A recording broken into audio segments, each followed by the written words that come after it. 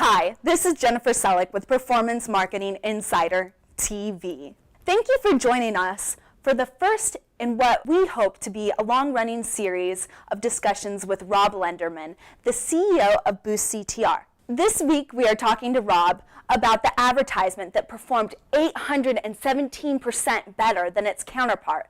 That's a huge increase in click-through rate, and any marketer should envy that type of success.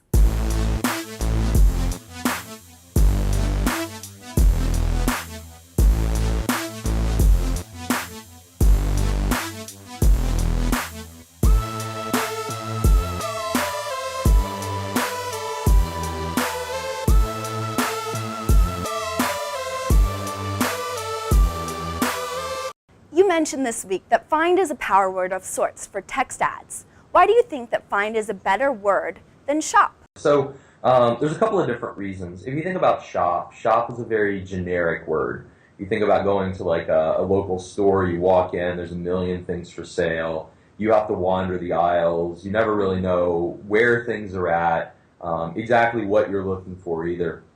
It's very time consuming. If you think about find implies that immediately you're going to get what you need. And so that's sort of what we're looking for. In our daily lives, we don't really want to spend hours and hours looking for something. We want to find it immediately and be done with it.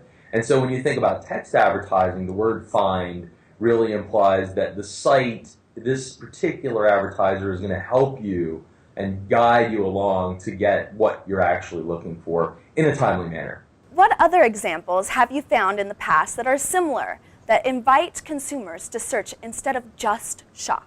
Yeah, you know, buy now also falls into that category. I mean, we do find that buy now works. Okay. At times, a lot of it takes into account like where you are in the buying cycle. And so if you're early in the buying cycle, you know, you have no idea what you're looking for. And so certain words help there because they guide you through, you know, we're going to help you find the thing you're looking for. Mm-hmm. This ad is a good example because it's not a specific product. It's very early in the buying cycle, containers, jars, tools, things like that.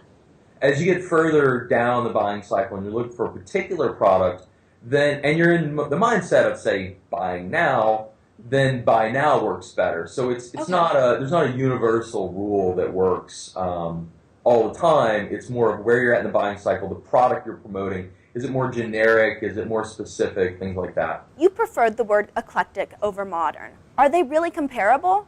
Yeah. So I kind of think of this as a yes and a no. And so if you think about like this ad in particular is a good example of that. You know, you're looking for a container or a jar or whatever it might be. You're not necessarily approaching it and thinking, I'm looking for an eclectic version of that canister, right? Yes. And so you don't necessarily have it in your head that you're looking for something eclectic, but once we plant it as the advertiser, it triggers in you, that is actually what I'm looking for. You know, I want to be different. And so I want that eclectic thing. So it's usually the case where you're looking for something a little more general or not really sure, and then we plant words that key off the type of product that we have. Obviously, if we don't have eclectic kitchen containers, we probably shouldn't say that. And so it triggers the people that are looking for that. I am really intrigued by the idea that vivid, imaginable words do better. Does this mean that people, when they're looking for items, are actually visualizing the item that they want? And by using these words, they're somehow playing into what they already want? Yeah, a couple of different things on that. You know, obviously, if they don't click through to your site, there's much less likely to buy from you. Yeah. If you provide them with a complete experience where they can find the eclectic containers, they may not purchase right then and there, especially considering this is more of a generic term or a generic ad. It's more of a higher level research ad. So they may not buy right then and there, but if you've triggered the eclectic, they then realize I am looking for something eclectic, not the clear mason jar with the gold top on it that we can pickles in or something like that. That's not what they're looking to do. They're looking for something that's a little a shape or a color that is different. they will remember you because you have that product. And that's why you're advertising it as such. You didn't mention the difference in the advertisement of using the registered mark symbol. Do you find that using a symbol makes it seem more official in a text advertisement? Yeah. So it's a couple of different things. The word official is something that a lot of people use if you are the official site for something. That does help quite a bit. If you're the official provider of something, obviously many products there is no official provider. So that helps a lot. We've never really gotten into the trademarks or the registered. In fact, this ad it's in both.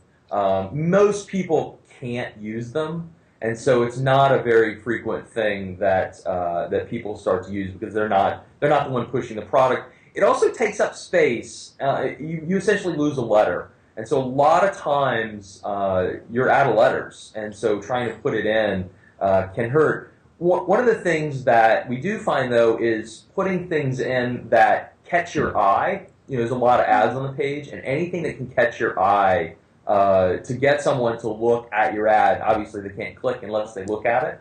Anything that will catch your eye helps.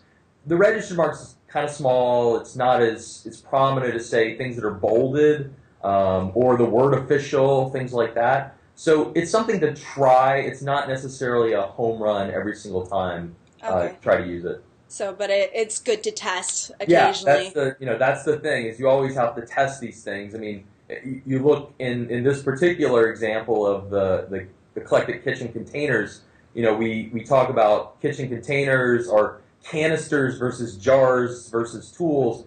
It's a little more descriptive, and so you're always trying to test things in whatever way that you possibly can. One of the things that we find that's very interesting is that it's very difficult for you to be the only one testing because you find that your brain sort of gets stuck in a rut or sort of a local maximum, and you can't beat yourself. And so the biggest thing that I think people can do is to try to have other people provide ideas for their creative because it'll bring about a new way of looking at something. And this particular advertiser thinks of their things as modern, which while they may be modern, and that may be a description of many of the products, eclectic resonates a little more. Personally, with me, modern means sterile white couches and things Yes. like that we don't have anymore, or we don't usually sit on those things anymore. And so we have things that are a little more colorful and things like that. And so the testing is really testing things Really you essential. didn't think would happen is really important. Since we have you here, and it's our first episode, is there any basic advice that you would give people when testing text ads? There's two types of text ads that you can test. You can test these very small changes, and this ad was sort of a medium change, but you can test literally modern versus eclectic. That's very good because it isolates the change and helps you to figure out if it's really better or worse, and you can move forward with that change in all of your future ads. So that's a good place to start for people that don't necessarily have a completely new way of thinking. They're simply trying to make a small change to see if they can improve performance. And we find that small changes lead to incremental improvements, not 100% improvements, but 10 or 20% improvements in many cases.